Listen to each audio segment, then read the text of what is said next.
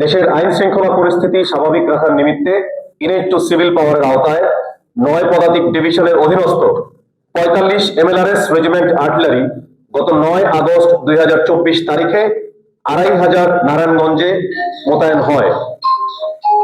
মোতায়েন এলাকায় নিয়মিত কার্যক্রমের অংশ হিসেবে এই ইউনিট নিয়মিত টহল কার্যক্রম পরিচালনা করে আসছে। জনগণের নিরাপত্তা নিশ্চিতকরণ, বিভিন্ন পোশাক শিল্প কারখানায় স্থিতিশীলতা রক্ষা, থানা হতে লুট হয়ে যাওয়া অস্ত্র উদ্ধার, মাদকদ্রব্য উদ্ধার, মহাসড়কে নিয়মিত চেকপোস্ট স্থাপন সহ বিভিন্ন কার্যক্রম এই ইউনিট পরিচালনা করে আসছে। আজকের এই অভিযানটি পরিচালিত হয়েছে নারায়ণগঞ্জ জেলার 2500 উপজেলার কালাপাহাড়িয়া ইউনিয়নে। এই এলাকাটি চতুর্পাশ থেকে নদী দ্বারা বেষ্টিত হওয়ায় ভৌগোলিকভাবে বিচ্ছিন্ন একটি সংবেদনশীল অঞ্চল এবং দীর্ঘদিন ধরে অপরাধ প্রবণ এলাকা হিসেবে পরিচিত। আজকের অভিযানের উদ্দেশ্য ছিল অবৈধ অস্ত্র ও গোলাবারুদ উদ্ধার, অপরাধীদের আশ্রয়স্থল শনাক্তকরণ এবং তার নিয়ন্ত্রণ নেয়া, অপরাধমূলক কর্মকাণ্ড দমন, জনগণের নিরাপত্তা নিশ্চিত করা। এক্সট্রিম মশার কয়েল প্ল্যান্ট ফাইবার দিয়ে তৈরি, তাই সহজে ভাঙে না, সুগন্ধিযুক্ত ও নিরবিচ্ছিন্নভাবে জ্বলে। ডেঙ্গু, চিকুনগুনিয়া বাহি সহ যে কোনো মশার বিরুদ্ধে দেয় এক্সট্রিম সুরক্ষা।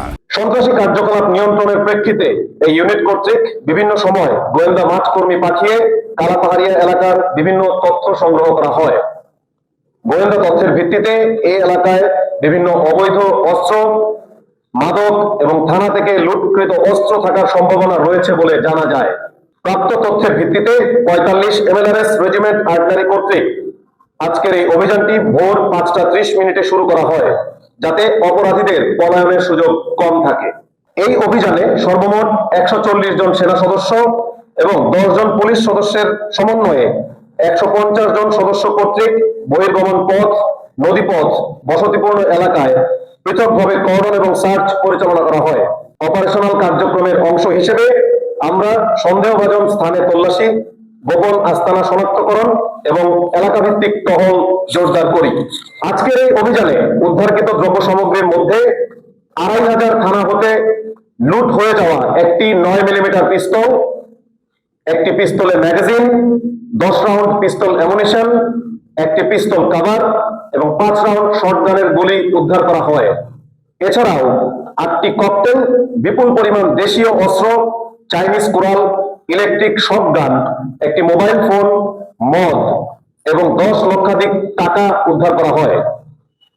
আজকের এই অভিযানে 5 জন দুষ্কৃতিকারীকে আমরা আটক করতে সক্ষম হই। এই অভিযানের ফলে এলাকায় অপরাধমূলক তৎপরতা উল্লেখযোগ্যভাবে হ্রাস পাবে বলে আমরা আশাবাদী।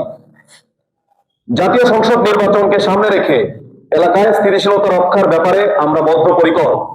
পরিশেষে বাংলাদেশ সেনাবাহিনী আইন শৃঙ্খলা রক্ষা এবং জনগণের নিরাপত্তা নিশ্চিতে সর্বদা প্রস্তুত। প্রয়োজনে ভবিষ্যতেও এ ধরনের অভিযান অব্যাহত থাকবে।